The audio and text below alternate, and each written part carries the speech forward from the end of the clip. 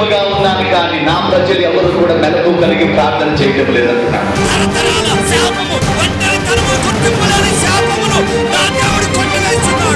మన దేవుడు ఆశీర్వాదమిచ్చే దేవుడు, స్వస్థపరిచే దేవుడు, జ్ఞానమిచ్చే దేవుడు, బలమునిచ్చే దేవుడు, ఏ మేలు చేయక మానని దేవుడు. ఆయన ఎట్టివాడై ఉన్నారో మనము కూడా అట్టివారమే.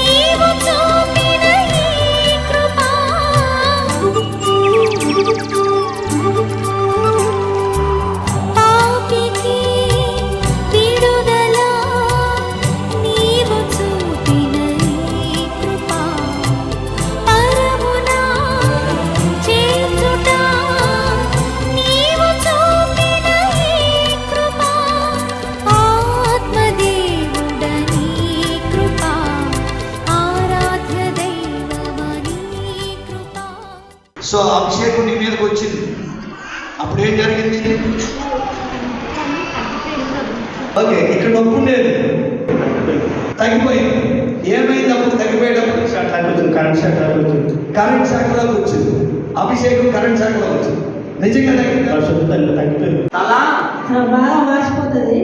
ఎన్నిసార్లు తగ్గలేదు. ఇప్పుడు ప్రార్థిస్తుంటే దేవుడు మొత్తం ఇట్లా అగ్నిలాగా వచ్చి ముట్టి స్వస్థపరిచాడు. అగ్నిలాగా వచ్చి ముట్టి స్వస్థపరిచాడు. స్వస్థతలు ఉన్నాయి, అసలు ఉన్నాయా? నాకు కరెంట్ షాక్లే కాచి నడుము తాకి కరెంట్ శాఖలోకి వచ్చి నిన్ను నడుము నొప్పి తగ్గింది. హల్లెలూయా! దేవుని నామానికి మహిమ కలుగును గాక. ఈరోజు ప్రభు మనకిచ్చిన వాక్యం ఏంటంటే gospel facts that shook the world, అనగా సువార్త యొక్క వాస్తవాలు ఆర్ సత్యము ప్రపంచాన్నంట కదిలించేస్తుందంట. ఎందుకు ఈ మాటలు నేను చెప్తున్నానంటే, మనము 1 పేతురు 2:9 ప్రకారం చీకటిలో నుంచి తన ఆశ్చర్యకరమైన వెలుగులోనికి నడిపించిన యేసుక్రీస్తు యొక్క గుణాతిశయములు మాత్రమే మనం ప్రచురం చేయుటకు రాజులైన యాజక సమూహముగా, ఆయన సొత్తైన ప్రజలుగా, ఏర్పరచబడిన వంశముగా మనము దేవుడు చేసుకున్నాడు. సో మనము ఈ భూమి మీద ఎప్పుడైతే యేసు ప్రభువును గురించిన సువార్త ప్రకటిస్తామో ప్రపంచమే కదులుద్దంట. ఇది సత్యం అండి. కానీ మనం ఏం చేస్తామంటే యేసయ్యను గురించి ప్రకటించకుండా, నేను ఎప్పుడు ఒక మాట చెప్తానండి, చెప్పితే యేసయ్య కథ చెప్పు, లేకపోతే నీ కథ అనగా నీ సాక్ష్యాన్ని చెప్పాలి. కానీ మనం ఏం చేస్తామంటే, ఎవరికైనా చర్చిలో గనక అమ్మ సాక్ష్యం చెప్పమంటే జరిగిన విషయం చెప్పకుండా దేశం అంతా చెప్తారు. అందుకనే ఈరోజు ఎవరైతే బైబిల్ పరిశుద్ధ గ్రంథాన్ని దివారాత్రము ధ్యానిస్తారో వారు ఖచ్చితంగా చెట్టు వలె ఫలిస్తారు. ఇది దేవుని పిల్లలకు, సేవకులకు కూడా చాలా చాలా చాలా ప్రాముఖ్యమైనదండి. ఎప్పుడు కూడా మనం స్వస్థతల గురించి, లేకపోతే అప్పుల గురించి, ఆ రోగాల గురించి మాట్లాడుకుంటున్నాం. కానీ ఈ రోజు మాత్రం సువార్త యొక్క సత్యము, వాస్తవాలంట ప్రపంచాన్ని షేక్ చేస్తుందంట. అందుకే ఆనాడు శిష్యులను కూడా ఏమన్నారంటే, రోమా ప్రభుత్వం అంతా భూలోకాన్ని తలకిందులు చేసేవారు వీరే అంటాడు. అలాగే ఎఫెసీయులకు రాసిన పత్రిక 1వ అధ్యాయంలో ఆఖరి 21-22 వచనాల్లో సమస్తమంట సంఘం యొక్క పాదాల కిందకు వచ్చేస్తుందంట. అందుకే ఈ రోజు నేను 5 వాస్తవాలు ఈ ప్రపంచాన్ని షేక్ చేసినాయి అంట. మొట్టమొదటి చూద్దాం. మొట్టమొదటి పాయింట్ ఏంటంటే, the birth of Jesus shook the world. Yesu ప్రభు యొక్క పుట్టుక, జననము ప్రపంచాన్నంట కదిలించిందంట. ఆమేన్. లూకా సువార్త 1వ అధ్యాయంలో 35వ వచనం ప్రకారం అక్కడేముందంటే, గాబ్రియేలు దూత అక్కడికి వచ్చి ఒక మాట అంటది, పరిశుద్ధాత్మ నిన్ను కమ్ముకొనును, దేవుని శక్తి నీ మీదకొచ్చును. అండర్లైన్ చేసుకోవాలి. పరిశుద్ధాత్మ నిన్ను కమ్ముకొనును, దేవుని శక్తి నీ మీదకొచ్చును, పరిశుద్ధుడైన దేవుని కుమారుడు నీ ద్వారా భూమి మీదకి వచ్చునంటాడు. గుర్తుపెట్టుకోండి, ఎవరికైతే గర్భఫలము లేదో, ఎవరైతే ఇంకను తల్లిగా దీవించబడటలేదో, ఎప్పుడైతే మీరు ఆ ఆత్మను నమ్మి దేవా మరియా ఏ రీతిగా గర్భము ధరించినదో విశ్వాసముతో మీరు కీర్తన 113:9 ప్రకారం అయ్యా నీ ఆత్మ నా మీదకొచ్చునుగాక, నీ ఆత్మ నా భర్త మీదకొచ్చునుగాక. ఎప్పుడైతే పరిశుద్ధాత్మతో మీరు నింపబడతారో మీరు తల్లిదండ్రులుగా అయ్యే శక్తి ఖచ్చితంగా వస్తుందండి. ఆమేన్. ఫస్ట్ది ఏంటంటే ఇక్కడ తన యొక్క పుట్టుక అనేది పరిశుద్ధుడై దేవుని కుమారుడుగా భూమి మీదకి వచ్చాడు. దేవునికి మహిమ కలుగునుగాక. మరి మన అంశం ఏంటి? ఈయన పుట్టుక ఎందుకు కలవరం అంటే, ఎందుకు కదిలించబడిందంటే, సొసైటీలో ఎక్కడో దూరం గుండి గొర్రెలను మేపుకుంటున్న గొల్లవారు ఆశ్చర్యపోయారు. మన దగ్గరికి రావటం ఏంటినా, దూత మన దగ్గరికి వచ్చి మాట అంటం ఏంటి? సర్వోన్నతమైన స్థలంలో దేవునికి మహిమ, ఆయనకి ఇష్టలైన మనుషులకు భూమి మీద అందుకని అన్నిటిని వదిలిపెట్టారు, పరిగెత్తుకుంటూ వెళ్ళి ప్రభువుని స్తుతించారు. ఏమండి, ఒక తెగ కలవరపడిపోయింది. రెండవది, తూర్పు దేశపు జ్ఞానులు వారు కూడా కదిలించబడ్డారు. అంత గొప్పవారు కూడా కదిలించబడి ఆ ప్రభువుని స్తుతించారు. దేవునికి మహిమ కలుగునుగాక. మూడవది, ఆ దేశపు మహారాజు అయిన హేరోదు కూడా షాక్ తిన్నాడు. అమ్మో, నా సింహాసనము యూదుల రాజు ఎక్కడని ఎప్పుడైతే తూర్పు జ్ఞానులు అన్నారో, అబ్బో ఇక నా సింహాసనం పోయినట్టే అని కదిలించబడ్డాడు. దేశమంతా కలవరపడింది. అంతేకాదు, ఆ హేరోదు మహారాజు ఏం చేశాడో తెలుసా? మీ అందరికి చెప్తున్నా, 2 సంవత్సరాల మగ పిల్లలందరినీ చంపేశారు. అంటే ఆ దేశమంతా రక్తపాతమైందండి. ఈయన సృష్టికర్త, ఈయన శ్రీమంతుడు, ఈయన అనంత జ్ఞాని, ఈయన గొప్పవాడు, పరిశుద్ధుడైన దేవుని కుమారుడు పుట్టినప్పుడు ఏమండి ప్రపంచమంతా కలవరపడింది, ప్రపంచమంతా కదిలించబడిందండి. ఎప్పుడైతే నీవు నేను ఈ బైబిల్ ప్రకారం దీన్ని ధ్యానించుకోకుండా ఏవో చెప్పకండి. ఎప్పుడైతే దీన్ని ధ్యానించి ఆయన పుట్టుకును గనక మనం చెప్పగలిగితే ఖచ్చితంగా ప్రతి ఒక్కరు కూడా ఉన్నది ఉన్నట్టుగా చెప్తే చాలు. ఈ పరిశుద్ధ గ్రంథాన్ని తప్పు పట్టడానికి చదివిన వ్యక్తే గొప్ప సేవ చేశారు ఆర్ఆర్కే మూర్తిగా. ఆమేన్. అలాగూ హేరోదు మహారాజు కూడా కలవరపడ్డాడు. రాజ్యమంతా కదిలించబడింది. అది తన పుట్టుకలో ఉన్న శక్తి. దేవునికి మహిమ కలుగునుగాక. అందుకని ఎవరైనా కానీ ఈరోజు తెలుసుకోవాల్సింది ఏంటంటే, ఒక వ్యక్తి వస్తాడు, నికోదెము అనే వ్యక్తి వచ్చి, అయ్యా మరి ఇవన్నీ జరుగుతున్నాయి నీ ద్వారా, నీకు దేవుడు తోడై ఉంటేనే ఇవన్నీ జరుగుతాయి. ఏం జరుగుతుంది? రోగులు స్వస్థపరుస్తున్నారు, కుష్ఠరోగులు శుద్ధీకరించబడుతున్నారు, చనిపోయేవారు లేపబడుతున్నారు. అందుకనే ఇక్కడ అంటాడు, ఒకడు నీటి మూలంగా గాని ఆత్మ మూలంగాను జన్మిస్తే ఆయన కుమారులవుతారు. ఆమేన్. హల్లెలూయా. సో కనుక ఆయన పుట్టుక అనేది ప్రపంచాన్ని కదిలించింది, షేక్ చేసింది. ఇది మనము ఈ లోకానికి చెప్పాలి. దేవునికి మహిమ కలుగునుగాక. రెండవది చూద్దాం, the life of Jesus and ministry. యేసుక్రీస్తు ప్రభుల వారి యొక్క జీవితము, తన యొక్క పరిచర్య మనము చెప్పుకోవాలంటే ఇంతకు ముందే మనము చెప్పాం. నికోదెము రాజు అంటాడు, నీకు తోడై ఉంటేనే దేవుడు ఇలాంటి కార్యాలు జరగవన్నప్పుడు ఆయన సువార్త గురించి, రక్షణ గురించి క్లియర్గా అతనితో చెప్తాడు. నీటి మూలంగానే ఆత్మ మూలంగానే రక్షింపబడాలి. మరి ఆయన పరిచర్య గురించి చెప్పాలంటే 3.5 సంవత్సరాల్లో మీరు మార్కు సువార్త ఒక్కసారి చదివితే వెంటనే ఎన్ని అద్భుతాలు జరిగినాయి అంటే, ఏమే కుంటివాడు, గుడ్డివాడు, మోగవాడు, ఊత చేయగలవాడు, ఆయన పరిచర్యలో అనేక అద్భుతాలు జరిగినాయి. మీరు కావలిస్తే అపోస్తుల కార్యము 10:38 ప్రకారం అదేదనగా నజరేయుడైన యేసుక్రీస్తు ప్రభువు పరిశుద్ధాత్మతోనూ శక్తితోనూ నింపబడి అనేక మందికి మేలు చేయుచు అపవాది చేత పీడింపబడిన వారందరినీ విడిపించుచు సంచరించెను. ఏమండి, ప్రతి ఒక్కరు కూడా ఆయనను వెంబడించారండి. అందుకనే ఆయన యెరూషలేములో ఓసన్నా అని ఆయన ఆరాధించారు. ఆయన చేసిన పరిచర్య గొప్ప మహిమ కలిగిన పరిచర్య. ప్రపంచమంతా 3.5 years లో ప్రభువు చేసిన పరిచర్య వల్ల ఎన్ని దేశాలైతే ఈ భూమి మీద ఉన్నాయో, సువార్త ఆయన యొక్క పరిచర్యను గురించి గనక మనం చెప్పినా ధ్యానించిన ప్రపంచము ఖచ్చితంగా కదిలించబడుతుంది అనేది కంపల్సరిగా జరిగి తీరుతుంది. ఆమేన్. హల్లెలూయా. మనం యోహాను సువార్త 12:19 ప్రకారం అక్కడ రోమా ప్రభుత్వం అంటుంది. ఏమని చెప్తుందంటే, రోమా ప్రజలందరూ కూడా అంట ఆయన చేసిన కార్యాలకి మరి 3 రోజులు ఒక చోట 3 రోజులు ఆయన సువార్త చెప్పినప్పుడు ఆకలితో ఉన్నప్పుడు వారిని ఒట్టిగా పంపించుకోకుండా ఒక బాలుడు దగ్గర ఉన్న 5 రొట్టెలు 2 చేపలు 5,000 మందికి ఆహారం పెట్టి సమృద్ధిని చూపించాడు. అందుకని వాళ్ళు అనుకున్నారు ఈయన గనక మనకు రాజు అయితే బాగుండు అని వాళ్ళు ఆయనను ఆ రీతిగా శరీరరీతిగా ప్రేమించారు. కానీ ఆయన రాజ్యం ఏది? పరలోక రాజ్యం. కనుక మనం గాస్పల్స్ ఖచ్చితంగా చదవాలి. మత్తయిలో ఏం జరిగింది, మార్కులో ఏం జరిగింది, లోకాసు వార్తలు ఏం జరిగింది, యోహాన్లో, ఈ 4 కూడా మీ కుటుంబాలు ఎప్పుడైతే చక్కగా ధ్యానిస్తాయో దేవుని ఆత్మ మీ కుటుంబాల్లో కూడా అద్భుతాలు జరిగించునుగాక. ఆమేన్, హల్లెలూయా. 3వది ఏంటంటే the suffering and the death of Jesus shook the world. ఒకటి, తను చేసిన పరిచర్య ప్రపంచాన్ని కదిలించింది. 2వది, 3వది ఆయన ఆ శిలువ మీద ఆ సఫరింగ్ అన్నమాట. ఆయన ఎప్పుడైతే ఆయన ఎంత శ్రమ పొందాడో, యెషయా గ్రంథము 53లో 4-5 వచనాలు చదివితే మన రోగాలను, మన వ్యసనములను, మన అతిక్రమములను అన్నిటినీ కూడా ఈ బాడీ అంట మాంసపు ముద్దగా మారిందంట. హల్లెలూయా.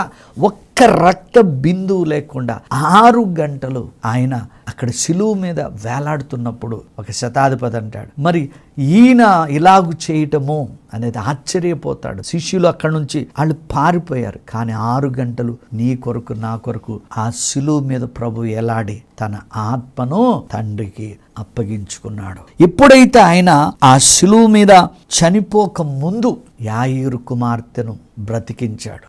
యాయీరు కుమార్తెను బ్రతికించాడు, లాజరును బ్రతికించాడు, విధవరాలి యొక్క కుమారుడిని కూడా ముందలుగానే బ్రతికించాడు. ఆమేన్, హల్లెలూయా. ఇదంతా చూసి ప్రపంచమంతా ఏంటినా చనిపోయే వారిని కూడా లేపుతున్నాడు. పునరుద్ధానుడండి, ఆయన పునరుద్ధాడు. సహోదరుడా, నీ కిడ్నీ ఫెయిల్ అయిపోయిందా, నీ లివర్ ఫెయిల్ అయిపోయిందా, నీ గుండె పని చేయట్లేదా, బీపీ షుగర్లు ఎక్కువైపోయినా, వాక్యం ధ్యానించండి.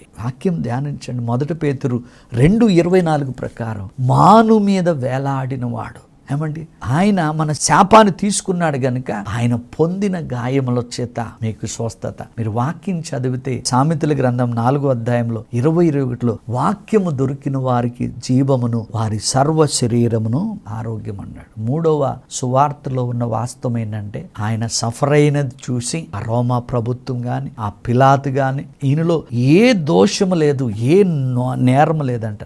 మీకు విషయం తెలుసండి, ఆయన సిలువ వేయముందంట ఆ ప్రభుత్వము, ఆ న్యాయాధిపతులంతా ఏమి క్లియర్గా ఇతనిలో ఏ దోషము లేదు, ఏ పాపము లేదనంట క్లీన్ సర్టిఫికేట్ ఇచ్చారంట. కానీ ఎందుకు ఆయన సిలువ మోసాడు? నీ పాపము, నా శాపము, మన పాపం, మన శాపం, మన దోషముల అతిక్రమలు ఆయన మీద పడినవి కనుక ఆయన మనల్ని క్షమించాడు. అందుకే ప్రభు అంటాడు ఎబ్రీయులకు రాసిన పత్రిక 10:8లో మన దోషములను, మన పాపములను కెన్నటికి కూడా జ్ఞాపకం చేసుకోడు. 3వది ఆయన శ్రమ పొందిన విధానం చూసి, ఆయన మన కొరకు చనిపోయిన ఆ ప్రేమను చూసి ప్రపంచమంతా షేక్ అయిందండి. ఇది మనం చెప్పాలి. దేవునికి మహిమ కలుగునుగాక. 4వది చూద్దాం. 4వది the burial of Jesus shook the world. 3వది ఆయన చనిపోయింది.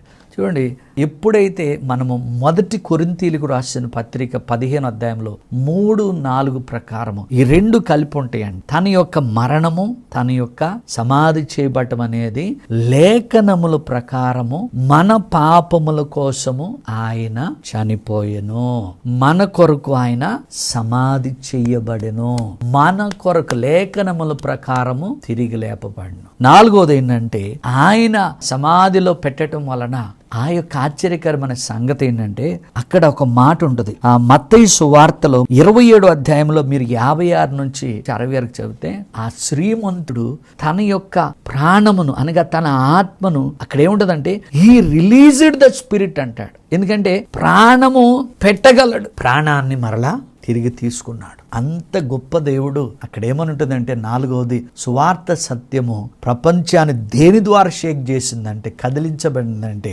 ప్రభు నీతో నాతో మాట్లాడే మాట ఏంటంటే, ఆ రోజు ప్రభు ప్రాణం విడిచంగానే డైరెక్ట్ గా అర్మతియగు యేసేపు గొప్ప ధనవంతుడు, గొప్ప ధనవంతుడంట, తనకు తాను ఒకరోజు చనిపోయిన తర్వాత ఆ సమాధిలో ఉంచడానికి తను తొలుచుకున్న మరి ఏర్పాటు చేసుకున్న సమాధిలో పిలాతు దగ్గరకు వెళ్ళి పర్మిషన్ తీసుకుని ఆయనకంట చక్కగా నూతన బట్టలతో అలంకరించి నార బట్టలతో చుట్టి సుగంధ ద్రవ్యములు ఇచ్చి గొప్ప రాజులకు రాజు ప్రభువులు ప్రభులుగా ఆయనను తీసుకువెళ్ళి సమాధి చేశాడు. ఎలాగూ లేఖనముల ప్రకారం. వీళ్ళందరూ ఏమైపోయారండి? శిష్యులు పారిపోయారు, అందరూ పారిపోయారు. కానీ దేవుని యొక్క లేఖనాల ప్రకారం ఎంత గొప్పగా ప్రభువును తీసుకొచ్చి అరమతి యొక్క యేసేపు మరి పాతి పెట్టాడు. ఇది చూసంట ప్రపంచమంట వణికిందంటండి. ఇది చెప్పండి లోకానికి. దేవునికి మహిమ కలుగునుగా. ఎవరో ఏవేవో ఆయన గురించి ఎన్ని మాట్లాడినా సువార్త సత్యం మాత్రం ఎన్నడూ కూడా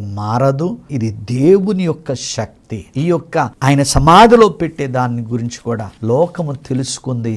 లోకమంట దద్దరిల్లిందంట. ఎందుకంటే ఆయన ఎప్పుడైతే సమాధిలో పెట్టబడ్డాడో ఆ పెట్టబడిన తర్వాత లాస్ట్ ఏంటంటే ఆయన తిరిగి లేచుట వల్ల the resurrection of Jesus shook the world. 3 రోజులు ఇంక అంత అనుకున్నారు, మొత్తం కూడా నిరాశపడ్డారు, గాయపడ్డారు. ఇక మన పరిస్థితి ఏంటి? మనకేముంది నిరీక్షణ అన్నప్పుడు థర్డ్ డే లేఖనాల ప్రకారం మీరు కావలితే 1 కొరింథీ 15:4 ప్రకారము ఆయన 3వ దినమున లేపబడెను.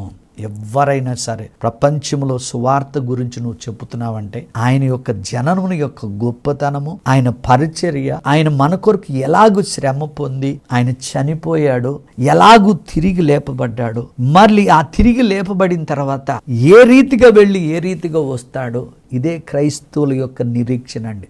ఈ యొక్క 5 అంశాలు గనక మనము చక్కగా ఈ సువార్త యొక్క సత్యాలు మనం ఎప్పుడైతే లోకానికి చెప్పుతామో నాకు తెలిసి ఆ సువార్తలో శక్తి ఉంది గనక ఖచ్చితంగా వాడు నరకము నుండి తప్పించబడి పాపినని ఒప్పుకుని వాడు నీతిమంతుడుగా మారి ఖచ్చితంగా పరలోక రాజ్యాన్ని పొందుకుంటాడండి. అది చెప్పకోకుండా మనం వేరొకరిని విమర్శిస్తూ ఆయన వ్యర్థుడు అని మనం పలికినప్పుడు సొసైటీలో అనేక సమస్యలు మనం ఎదుర్కొంటాం. ఈరోజు 5వ మాటగా పునరుద్ధాన శక్తి. ఏమండి మీరు చదివితే యోహాను సువార్తలో అక్కడ 20లో 19 నుంచి 29 వరకు ఇక్కడ నీతో నాతో మాట్లాడిన మాట ఏంటంటే మీకు సమాధానం కలుగునుగాక, మీరు తండ్రి పంపిన ప్రకారం మిమ్మల్ని కూడా పంపుతున్నానని పరిశుద్ధాత్మ వారి మీద ఊదాడు. ఎవరి పాపములైతే మనం క్షమించబడతామో వారి పాపం మనం క్షమించబడి అంటాడు. పునరుద్ధాన శక్తిలో మరి తోమాకున్న డౌట్ కూడా దేవుడు తీర్చాడు. చివరిగా మరి ఆయన చెప్పిన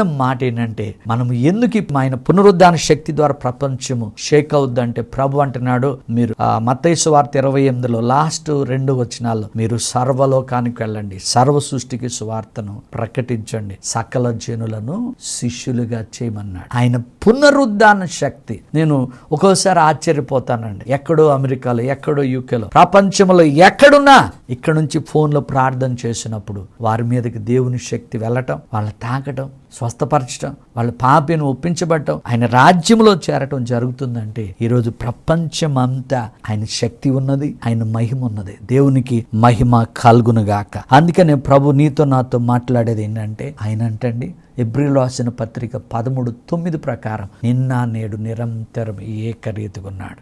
అలాగే ప్రభు అంటున్నాడు మీరు 50 రోజులు ఇక్కడే కనిపెట్టండి అన్నాడు. వాళ్ళు మేడగదిలో ఉన్నప్పుడు పరిశుద్ధాత్మ దిగాడు, వారి బలహీనతలన్నీ పోయినాయి, పేతురు నిలబడ్డాడు. ఒక్క ప్రసంగంలో ఆత్మశక్తి ద్వారా 3,000 మంది రక్షణ పొందారు. ప్రపంచమంతా ఆయన పునరుద్ధాన శక్తితో తలకిందులు షేక్ అయిపోయిందండి. దేవునికి మహిమ కలుగునుగాక. అందుకే ప్రభు అన్నాడు నీతో నాతో ఛాలెంజ్ చేస్తున్నాడు. ఏ మాటతో తెలుసా? మత్తయి సువార్త 11లో 28 నుంచి 30 వరకు ప్రభు అంటున్నాడు ఇది చెవులు గలవాడు చక్కగా ఇనుగాక, ప్రయాసపడి భారం మోసుకుంటున్న జనులారా నా యొద్దకు రండి, నేను మీకు విశ్రాంతినిస్తాను. ఏమండి నా కాడి ఎత్తుకుని నన్ను వెంబడించండి. ఏమండి మీ ప్రాణంకు స్వేద తెచ్చుకోండి. నా కాడి చాలా సులువైనది, చాలా తేలికైనది. ఈరోజు చాలా మంది అంటారు అయ్యా సేవ చాలా భారం అండి. ఎవరు సేవ చేస్తున్నావు? నీ ఇంటి సేవ చేస్తున్నావా? దేవుని సేవ చేస్తున్నావు. చదవండి.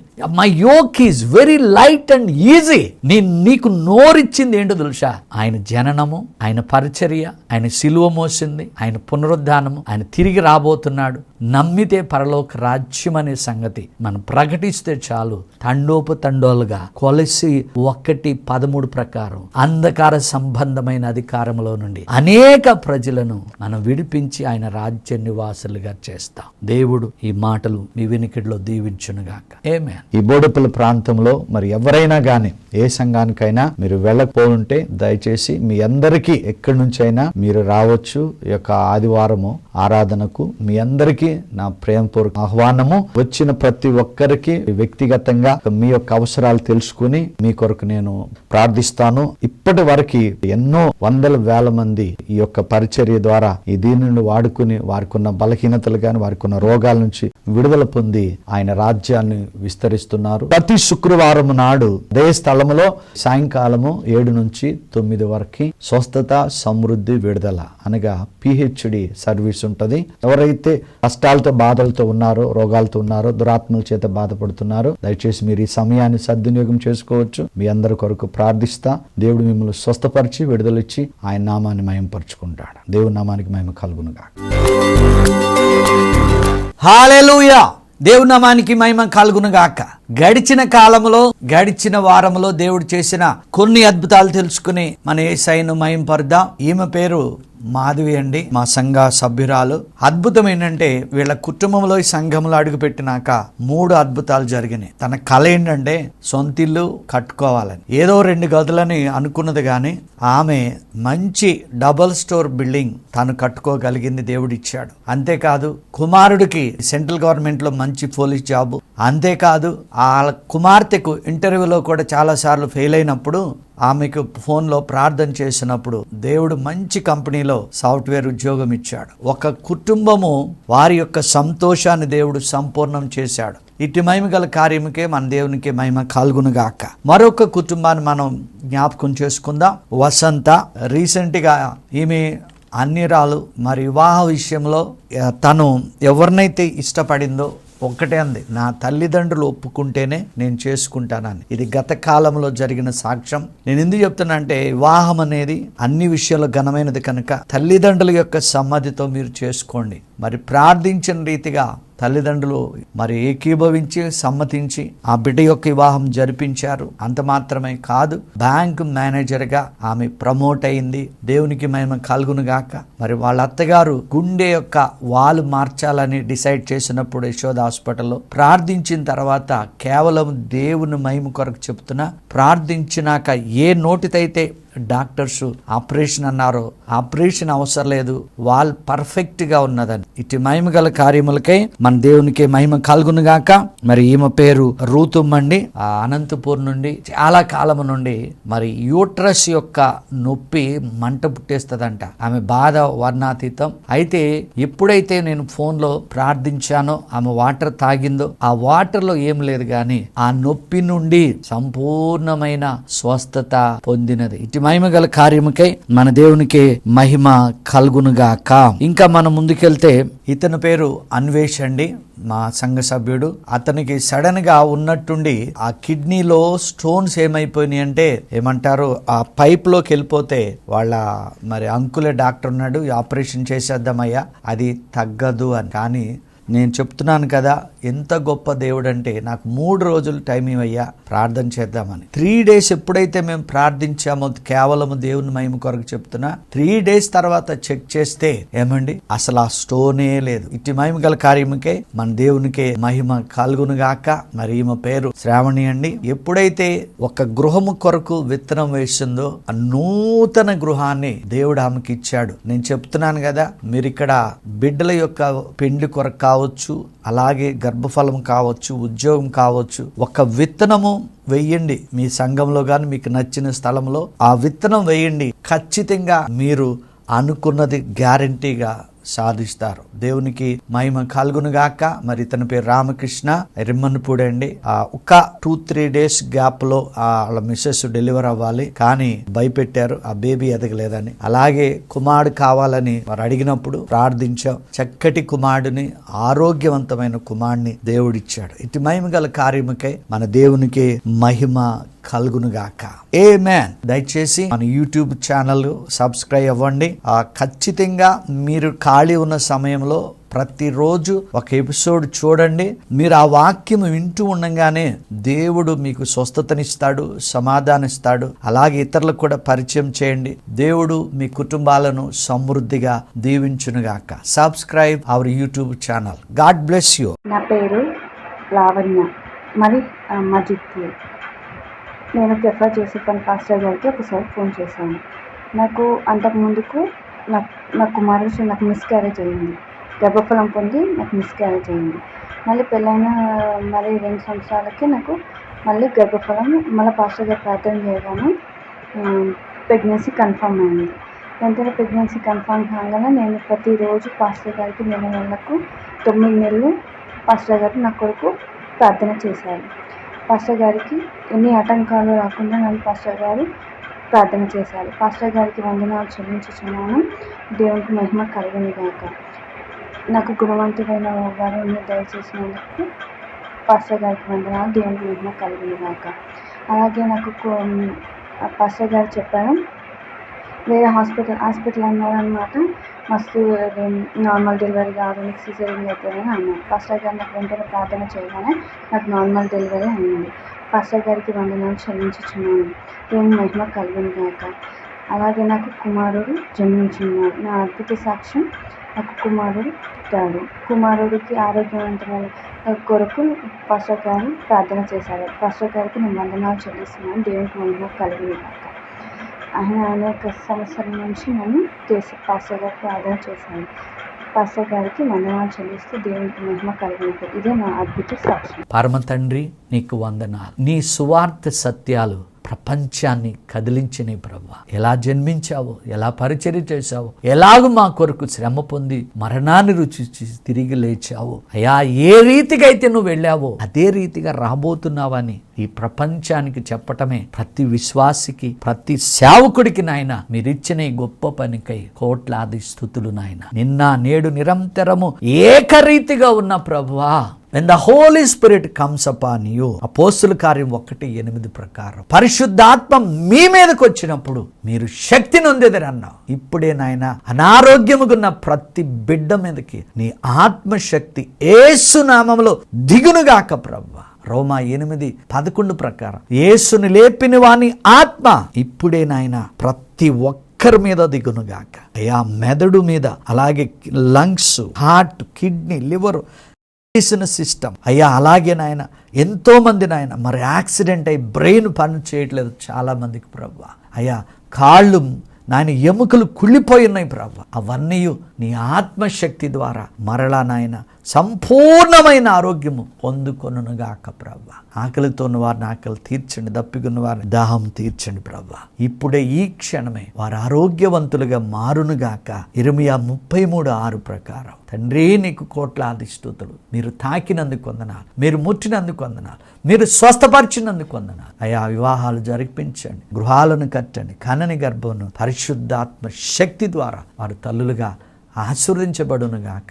బిజినెస్లో లాస్ అయిన వారు మరలా నీ పునరుద్ధాన శక్తితో తిరిగి లేపబడునుగాక. తండ్రి కోట్లాది స్తుతులు నాయన, కోట్లాది స్తుతులు నాయన. నీ సువార్త గొప్పది ప్రభువా. అది ఎవరైతే సత్యముగా చెబుతారో వారి జీవితాలకు పరిశుద్ధాత్ముడే గ్యారెంటీ ఉండునుగాక.